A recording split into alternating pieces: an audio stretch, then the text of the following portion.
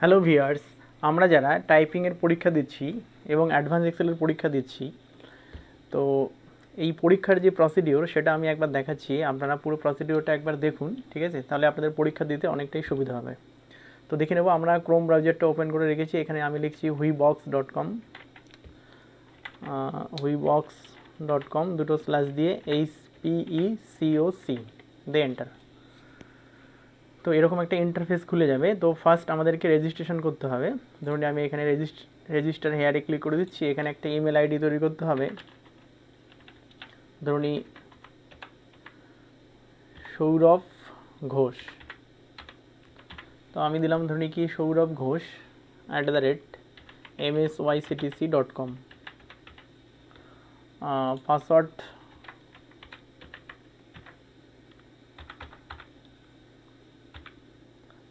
দিয়ে দিলাম কিছু একটা, ধরুন যাক আমি বলেই দিচ্ছি MALDA ধরুন 111। আবার কনফার্ম পাসওয়ার্ড করছি MALDA@111। এবার ফার্স্ট নেম দিতে হচ্ছে ধরুন SOURAV সৌরভ, আর লাস্ট নেম হচ্ছে গিয়ে ঘোষ। এবার জেন্ডার নিচ্ছি ধরুন মেল, হাইয়েস্ট কোয়ালিফিকেশন ধরে নিচ্ছি গ্র্যাজুয়েট। এবার কোন সেন্টার থেকে পরীক্ষা দিচ্ছেন, আমাদের ইনস্টিটিউট থেকে দিয়ে এটা রেজিস্টার করব। তো রেজিস্টার করলে আপনার আইডিটা তৈরি হয়ে যাবে এবং এই নামেই সার্টিফিকেটটা ইস্যু হবে। তো এটা আমি ধরুন আইডিটা সিলেক্ট করে নিলাম, কপি মানে লগ ইন করবো। এবার আইডিটা পেস্ট করে দিলাম এবং পাসওয়ার্ডটা ছিল আপনার MALDA@111। তো আপনি একবার শো করে দেখে নিতে পারেন মালদা @111 আছে। তারপরে আমরা কন্টিনিউ করব।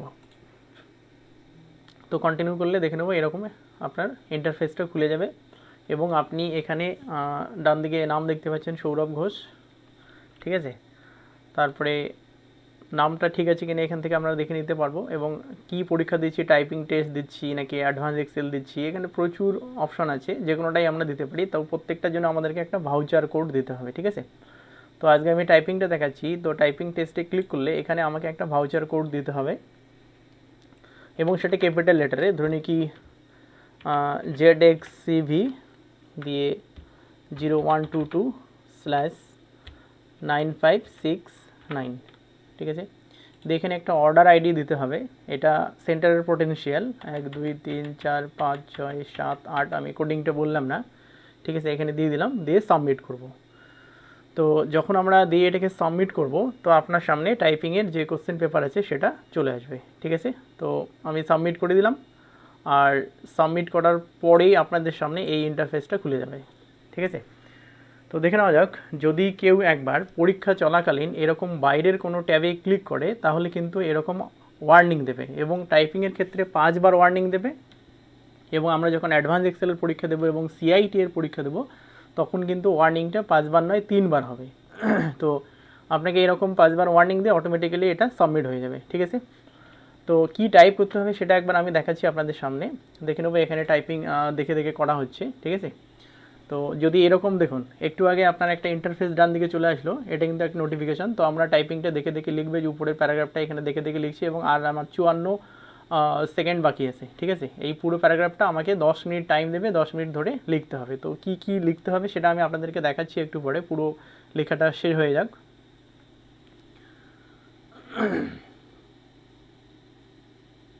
এখানে যদি দু একটা বানান ভুল হয় তাতে কোনো যায় আসে না। যেমন ধরুন দ্য হোয়েন ছিল, এখানে THA হয়ে গেল, THE হতো, অসুবিধা নাই।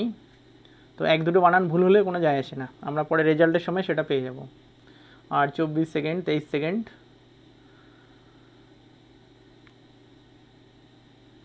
দেখুন ইটের আইটে বড় হাতের হতো, ইট হ্যাজ ইন্টেলিজেন্সি টু ফাইন্ড, যেহেতু টাইম শর্ট একবারে খুব স্পিডে লেখার চেষ্টাটা করবো আমরা, ঠিক আছে?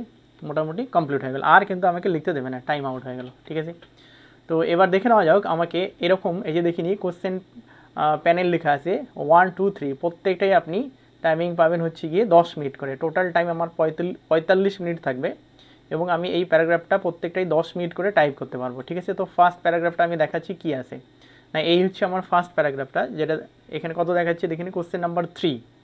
তো তো এটা কারোর কারোর ফার্স্টে থাকবে, কারোর কারোর সেকেন্ডে থাকবে, কারোর কারোর থার্ডে থাকবে। তো এরকম কোশ্চেন মানে চেঞ্জ হতে থাকবে, ঠিক আছে। একই প্যারাগ্রাফ থাকবে, আপনারা এটা দেখে দেখে স্ক্রিনশট নিয়ে চাইলে 2-4 বার প্র্যাকটিসও করতে পারেন, ঠিক আছে। আর এটা দেখে দেখে আপনারা চাইলে লিখতেও পারবেন, 2-4 বার প্র্যাকটিস করলে লিখতে সুবিধা হবে। দেখুন কীভাবে লিখতে হচ্ছে। এআই মানে ব্র্যাকেটে আবার artificial intelligence is the simulation of human intelligence process by machine specially comma আছে ওখানে, স্পেশালি কম্পিউটার সিস্টেম দিয়ে full stop, this process include learning, এরকম। তাহলে আমাকে পুরোটা দেখে দেখে যে যতটা পারবে, যত স্পিডে লিখতে পারবে ততটাই ভালো, ঠিক আছে। তো এটা হচ্ছে আপনার কোশ্চেন 3 দেখালো, ঠিক আছে। এবার আমরা পরের কোশ্চেনটা দেখে নিই। দেখুন এটা হচ্ছে আপনার 1 দেখে নেব। তাহলে 3-র পরে আমরা পাচ্ছি, 3-র পরে 1 থাকবে এমন নয়, মানে যেরকম টাইপ করা হচ্ছে সেরকম। যেমন এইটা স্টুডেন্ট টাইপ করেছিল, বাকি একটা আমি টাইপ করেছিলাম, দেখে নেব। তাহলে এই হচ্ছে 3-র পরে আমরা পাচ্ছি এই যে 1। দেখুন এই সেম প্যারাগ্রাফ থাকবে, ঠিক আছে। তো এটা আপনারা দেখেন, আগেরটা ছিল আপনার আর্টিফিশিয়াল এআই দিয়ে, এখানে আছে আপনার cognitive automation is based on software bringing intelligence to information intensive process দিয়ে full stop. It has commonly associated with robotic process automation ব্র্যাকেটে RPA, যেমন যেটা আছে সেরকম লিখতে হবে। তাহলে আমরা দেখে দেখে এটাও পুরোটা লিখে নেব, ঠিক আছে। আচ্ছা এবার দেখে নিই, আমাদের এটা হলো 1-3 হয়ে গেল। এবার সেকেন্ডটা দেখে নেব। দেখুন স্টুডেন্ট মাত্র এইটুকু করে টাইপ করেছিল, তাকে একটু হেল্প করে দেওয়া হয়েছিল পরের বাকি দুটোতে। মাত্র এইটুকু করে টাইপ করলে কত স্পিড আসবে, একবারে কম স্পিড আসবে, ঠিক আছে। যেটা সার্টিফিকেটটা এটা যেমন টাইপ করে দেওয়া হয়েছিল, দেখুন এটা লক্ষ্য করুন, এটা 2 নম্বরটা, ঠিক আছে। তো এই 2 নম্বরটা অনেকটা আমি টাইপ করে দিয়েছিলাম, যদিও এটা দেওয়া উচিত নয়, কিন্তু ও একবারে পাচ্ছিল না, সেই জন্য আমি একটু টাইপ করে দিয়েছিলাম। তো এই যে click start button, click on stop button, ঠিক আছে। তো যদি আপনি লেখা শুরু করবেন তখন এখানে স্টার্ট ক্লক থাকবে, একটু আগে শুরুতে দেখতে পেয়েছিলেন, হ্যাঁ। আর যখন লেখা শেষ হবে আপনাকে স্টপ করতে হবে না, অটোমেটিক্যালি নিজে নিজেই স্টার্ট হয়ে যাবে। যখন টাইমিং ফিনিশ হবে তখন আপনার স্টপ, আপনি চাইলে আগে যদি শেষ হয় তাহলে করে দিতে পারেন, নতুবা অটোমেটিক্যালি স্টপ হবে।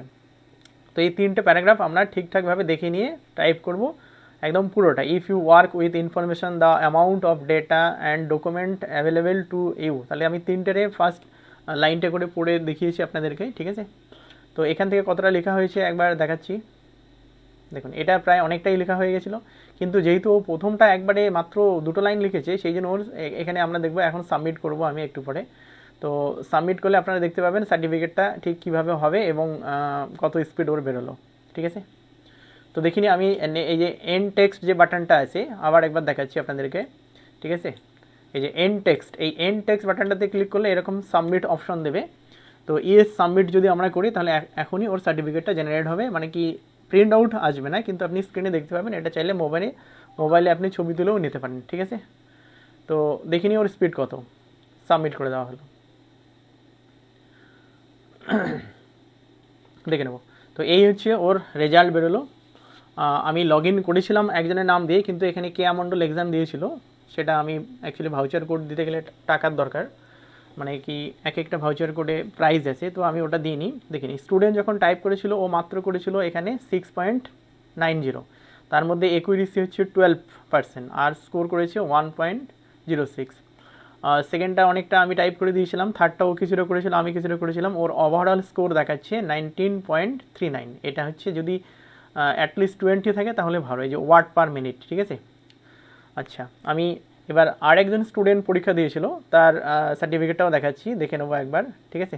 দেখুন একবার, দেখুন আরেকজন স্টুডেন্ট রিটন খান, ও এক্সাম দিয়েছিল, ওই একই কোশ্চেন থাকবে সবারই।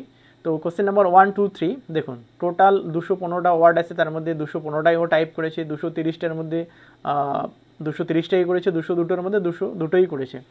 তো মিস্টেক হয়েছিল এই ক্ষেত্রে 9টা, এক্ষেত্রে 14টা, এক্ষেত্রে 9টা, টোটাল 32টা। ওভারঅল ওর স্পিড হচ্ছে 33.4। এটা কিন্তু একদম excellent certificate, word per minute, ঠিক আছে। আর একটু আগে আমি যেটা দেখালাম সেটাতে একবার দেখাচ্ছি, ও মাত্র মিস্টেক করেছে, দেখুন 44টা লিখে 17টা মিস্টেক। আমি ওকে টাইপ করে দিয়েছিলাম 200টা, সেখানে 52টা মিস্টেক, 192 63টা মিস্টেক, টোটাল ও টাইপ করেছিল এটা, এবং মিস্টেক 134, যে কারণে স্কোরটা কিন্তু কম, ঠিক আছে। তো আপনারা যদি এই ভিডিওটা দেখেন এবং যদি এটা ভালো লাগে তাহলে অবশ্যই চ্যানেলটিকে সাবস্ক্রাইব করবেন এবং পাশে থাকা বেল আইকনটি বাজিয়ে দেবেন। আর যদি আপনারা এই ভিডিওটা দেখে 2-4 বার প্র্যাকটিস করেন এবং তারপরে পরীক্ষাটা দেন তাহলে আমার মনে হয় বেস্ট হবে, ঠিক আছে? কেন কি পরীক্ষাটা একবারই দেওয়া যাবে। থ্যাংক ইউ তাহলে সবাইকে।